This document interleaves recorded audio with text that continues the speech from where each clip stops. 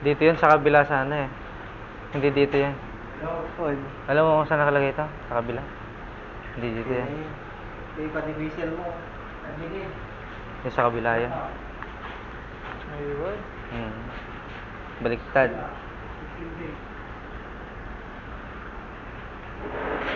Wala kang pito? Meron? Wala, sir. Wala. Nag-training ka? Security? Hindi pa, sir. Hindi pa. Yan. Alam mo mali? May mali sa uniform? May mali? Hindi, tayo ka. May mali sa uniform? Wala. May mali o wala? Dapat, sir. Ano mali? Ha? Hindi, ano mali sa uniform? May nakita ka? Isa-isayin mo. Isa-isayin mo. Wala. Tinakpan mo na yung logo natin eh. Dito yan.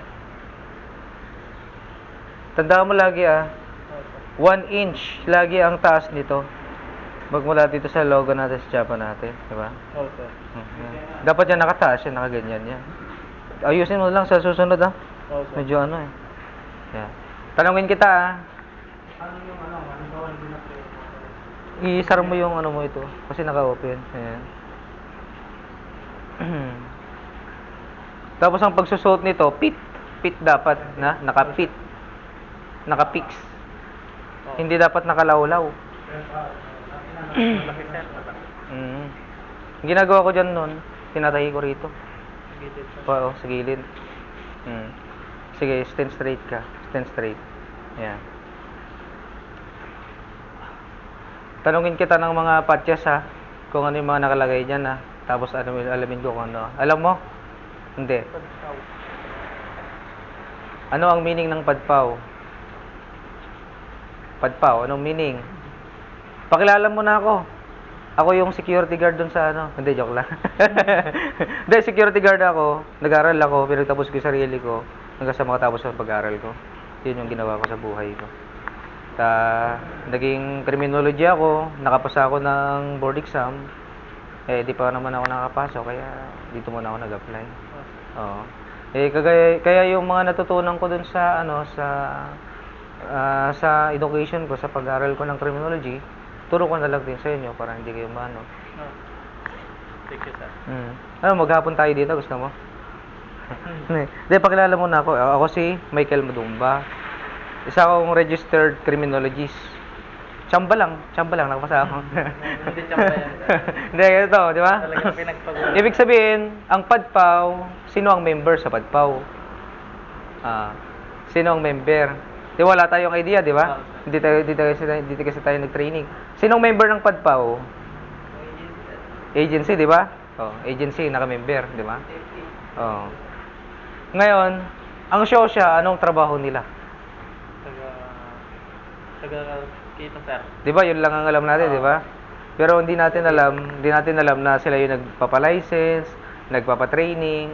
Itong SOSYA kasi, Civil Security Group, merong opisina 'yan sa Camp Crame. Yung Civil Security Group na 'yan, meron silang office doon, Civil Security Group. Ang pinapalakad nila doon, ang mga tao nila, 'yun yung PNP SOSYA. Mga pulis din na nanguhuli sa atin. Doon sa organizational chart, tri-bureau yan, PNP, BJMP, at saka yung PNP. Nandun tayo sa side, nandun sa baba. Sa baba tayo, PNP SOSYA. Sakop tayo ng pulis. Kaya, kinukuha tayo ng PNP para tignan tayo kung maayos pa ba tayo nag-duty, ganyan. Tinatanong tayo kung may kung may didiyo tayo. Ano ang meaning ng LESP? LESP.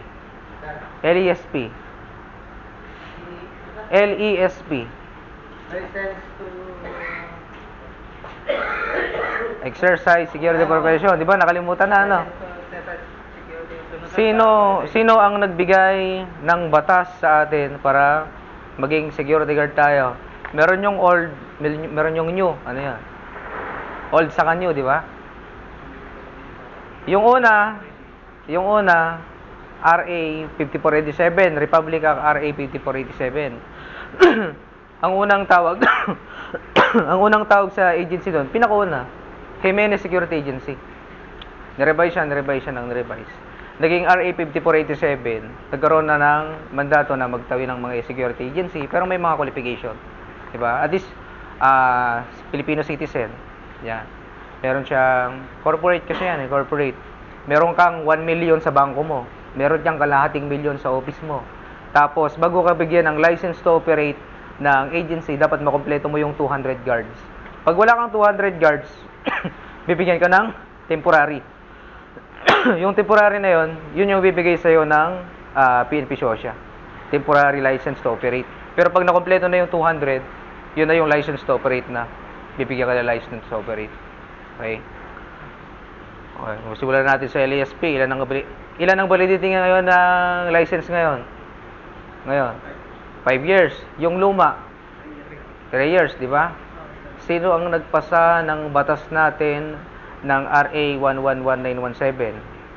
Sino ang nagpasa? Senator Bato de la Rosa, di ba? Pinasa niya yon. Yun. Kasi nakita niya yon na mababa lang yung 3 years lang kasi ginawa niyang 5 years para medyo matagal-tagal, di ba? Tapos yung qualification ng security guard, ano yung qualification ng security guard? Edad. Wala tayo idea, no? 20 ganun lang. Yung dati 21 to 50, ngayon 18. 18 years old. 18 years old to wala nang qualification yun eh. Wala nang age qualification kahit senior citizen, pwede 70 to 90 to 100 basta malakas pa. High school graduate, security guard na, high school graduate at least 18 years old. Wala siyang criminal record, di ba? Wala siyang criminal record sa barangay, ayan. Tapos meron siyang LESP, yung license to exercise security profession. Sa security officer naman, yung mga college graduate, ganyan, yung mga supervisor. Ayan. Geo number 1. Number 1. Oo.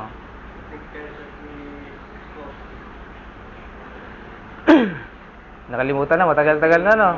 Pero memorize na dati, di ba? Memorize dati, di ba? Bit on post and properly relief. Oo, number 2.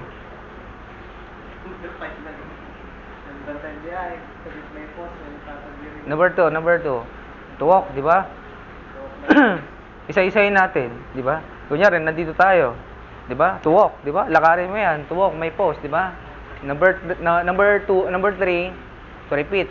Kada timbaga na ajay, i-open mo daji kas jay, tapos aji ka dua madajay, bangir, i-open mo kano dahil tabadi ko na, di ba? Number 4, to report. Kas pangarigan, to report, at tipusang nga na pa yata, natay, kasi ay, report mo na ka, di ba? Number 5, to wait. Huwag kang alis pagka wala ka pang kapalitan, di ba? To wait, may pause only when properly relieved. May nakalagay pa doon na properly, di ba? Ibig sabihin, properly ka talagang umalis, hindi ka talaga nag-abandoning post. Na-turn over mo lahat. Number 6, to receive. Di ba? To receive, obey, and pass on the relieving guard of order from the company official or ship leaders. Pag merong inobey sa'yo, i-obey mo sa kanila, i-obey mo sa iba, ngayon. 7, to talk to no one except in the line of duty. Pag hindi natin magagamit dito yun. Wala naman tayo kausapin dito eh. Di ba?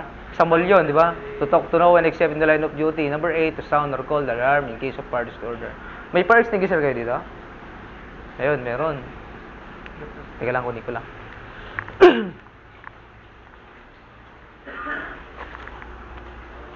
Alam nyo nang gumamit, di ba? Oo. Paano gamitin to? Ha? I-shake. Paano baklasin? Anong unang tatanggalin? Yung pin, sir. Yung pin. Okay. Ano ang meaning ng... Kasi may ABC to. Ang alam ko dito, may ABC to. Walang ABC? Wala siyang... ABC. Anong meaning ng ABC? A... Ano? Hindi, huwag mo na tignan. Anong letter A? Combustible materials. Diba? Sunog, abo, ganyan. Nagiging abo siya. Ayun o, abo. Letter B, boiling. Gasolina, diba? Letter C, current. Yan lang meaning yan, diba? Electrical current, mga kuryente, ganyan. Gasolina, pwede sa gasolina. Tinanong ko yung gwardiya doon, pwede ba sa gasolina to? Hindi pwede, sir, kakalat. Hindi. Sa ano yun eh? Pwede ba sa kuryente to? Hindi daw. Hindi, current yan. Kuryente to. Letter A, abo, 'di ba? Nasunog yung kahoy, nasunog yung light materials, pwede ito.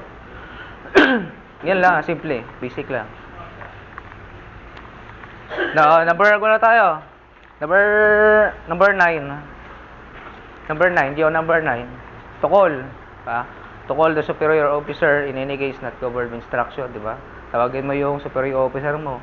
May nangyari na gulo dito, may tinapo na bangkay diyan, di ba? O, report mo. To call.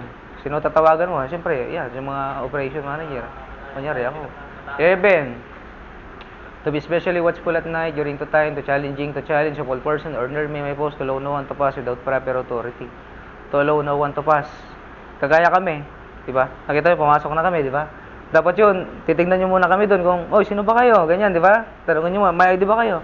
Tingnan, identification, sino ba kayo? Ganyan. Ba't kayo nakapasok? Oh, wala eh, nakapasok na lang eh. Di ba? Lapses na yun. Paano kung ibang tao na yung pumasok diyan? Ay, lapses na, di ba? Parcel lang. DDO. Anong nakalagay sa DDO? DDO natin. Sa duty detail order. 'Di ba?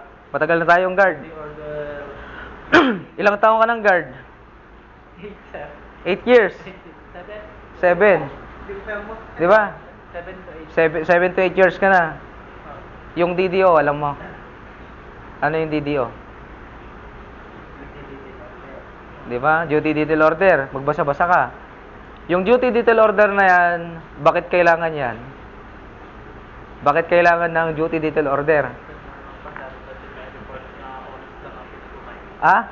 Tanong dati may report ng oras yung pinagumay. Hindi, wala ganun. Walang ganun. Ang DDO, ang ibig sabihin ng DDO natin, ibig sabihin, legal ka na nag-duty dito, kaya ka may duty detail order eh. Nakalagay yung post mo doon, di ba? Nakalagay yung post, yung pangalan, anong oras yung shift ng duty mo, nakalagay yung firearms na ginamit mo doon. Ano yung nakalagay sa likod? 'Di ba? Matagal ka ng gwardiya, 'di ba? Ano yung nakalagay sa likod? The security guards must be complete uniform, 'di ba? Nakalagay yung identification card doon, ganyan, complete uniform. Ano pa? Ang sabi doon, pwede ka mag-escort ng pera within 72 hours, makabalik ka lang sa office, whether walking or naka-travel ka. Pwede kayo, naka-escort ka. Diba? Oh. Firearms, may baril kayo? Patingin niya, patingin. Patingin ang baril. Hindi, patingin lang. Dito naman kami. Sa loob naman kami. Shotgun. Oh. Yeah. Okay. Huwag pa gano'n na. Di ba? Mali. Mali yung mga gano'n na pag hinawakan nyo yung baril, wag pa gano'n ha, wag pa gano'n. Wag pa gano'n lagi. Ito lagi, dapat naka-point sa lupa. Itong ingatan nyo lagi. Hawakan nyo lagi to, dito lagi sa lupa. Wag pataas. 4 cardinals. Oo. Anong 4 cardinals natin? May bala. Huwag niyong luludan to. Kinakalawa.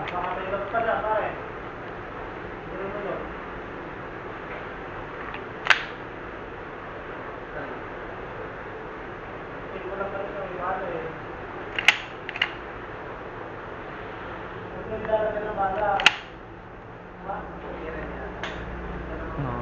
Good firing condition. Linisan nyo to ha. Loob. 4 cardinals ng firearm. Anong 4 cardinals? Alam mo? Tama. Na safety ng paghawak ng baril. Alam mo? 4 lang yun. Alam mo? Number 1. Di ba? Do not point. Di ba? Do not point. Dapat safe direction lagi. Di ba? Number 1, treat all the gun as loaded. Yung baril na to, kahit walang bala, treat mo na lagi may laman. Kaya laging always point to the ground, di ba? Number 2, never insert your finger to the trigger. Ito eh. Alam mo ba yung mga ano nito? Trigger guard, trigger. Asan yung trigger dyan? Trigger guard. Asan yung trigger guard?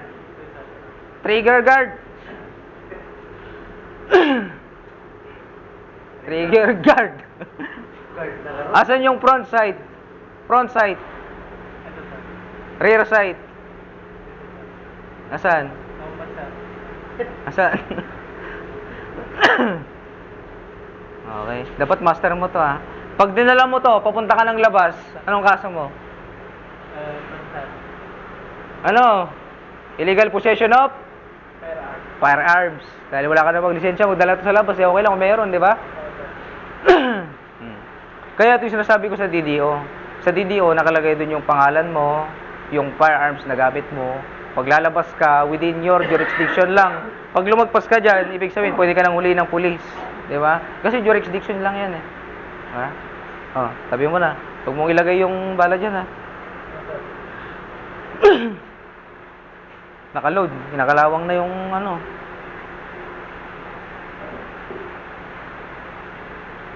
Alright.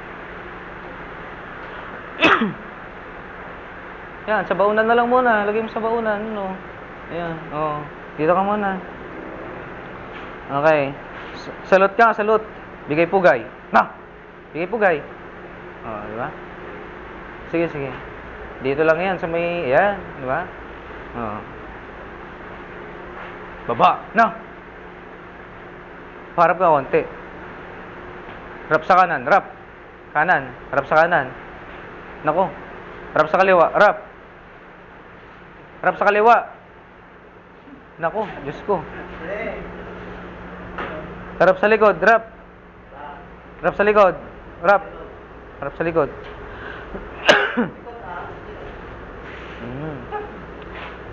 Oh, natutumba ka pa. Harap sa likod, harap. Harap sa likod, harap. Likod. Ikot ka, ikot, harap sa likod. Oh, patakda, kad. Patakda. Alam mo yung patakda? Mga basic command lang yun sa ano, di ba? Pag nakita ka ni GM, papalo.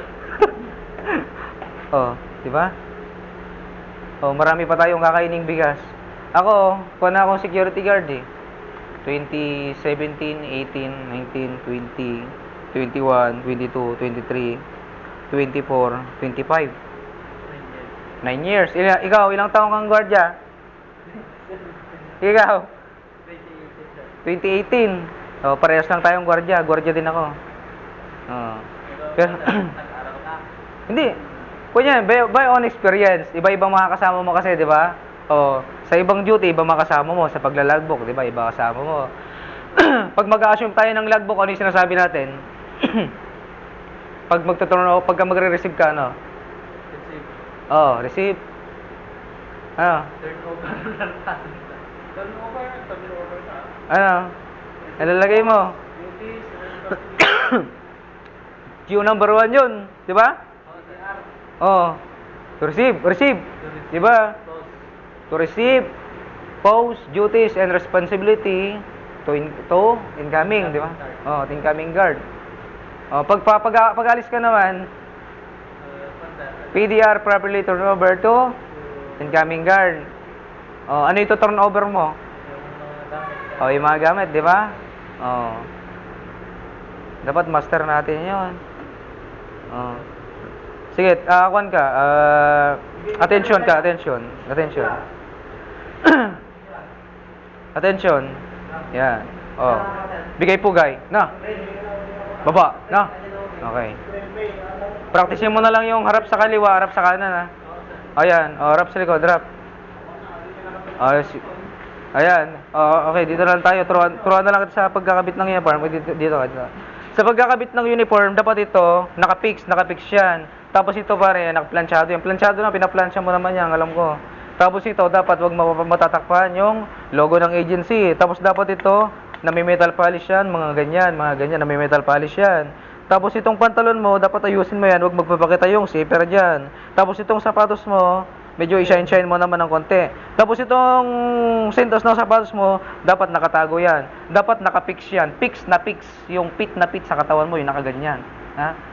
Tapos, magpagupit tayo. Okay naman yung buhok natin, pero okay pa naman yan. Magpagupit, maghahit ng balbas, di ba? O, customer service relation, dapat presentable. Good morning ma'am, good morning sir, di ba? Okay, dismiss tayo. Harap sa likod, harap. Oh, tiwalag, tiwalag. Okay na, tiwalag, tiwalag na, tiwalag na. Okay na, okay na.